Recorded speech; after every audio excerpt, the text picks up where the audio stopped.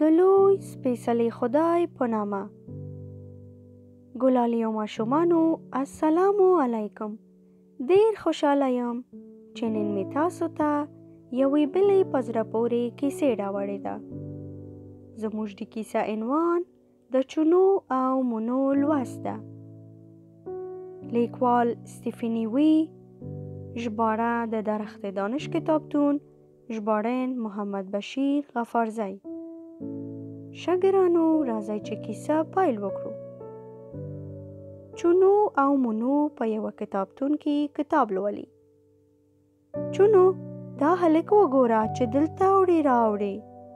دا انځور ډېر ښایسته دی. مونو، دې غوړېدونکو سرو ګلانو ته وګوره. چونو، دې ښایسته شاپرکونو ته وګوره چې رنګه وزرونه لري. په کتابتون کې داسې کتابونه شته چې دلته، هلته او هر ځای پکې ښکلي انځورونه شته. چونو، دا ولوله، دا له سندرو ډک کتاب دی. مونو، مهرباني وکړه ماته یوه کیسه ووایه. مهرباني وکړه ماته داسې یوه کیسه ووایه چې په زړه باندې اغیزه کوي.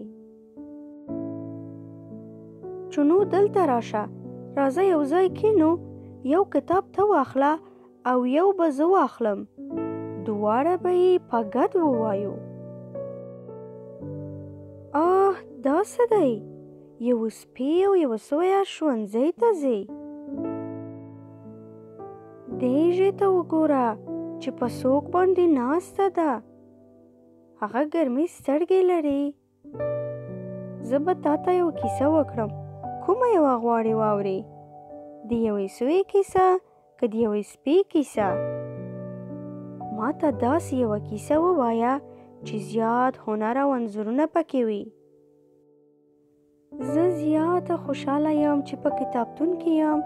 زه به هره ورځ دلته کتاب لوستلو ته راځم. چونو، راځه چې یو څو کتابونه کور ته یوسو او هلته یې هم له لوستلو خوند واخلو. کتابونه زموږ ښه ملګري کیدی شي. راځه چې کتابونه ولولو. راځه چې له کتابونو سره مینه ولرو. پای. ښه ګلالیو ماشومانو، خدای دې وکړي چې دا لنډې کیسې مو د خوښۍ وړ ګرځېدلی وي. موږ د درخت دانش کتابتون کې ډېرې په زړه پورې کیسې او کتابونه ستاسو لپاره لرو. تاسو کولی شئ چې www.ddl.af ته ولاړ شئ او داسې په زړه پورې کیسې هلته ولولئ، واورئ او ډاونلوډ وکړئ. تر بله ورځ او یوې بلې کیسې، د خدای په امان.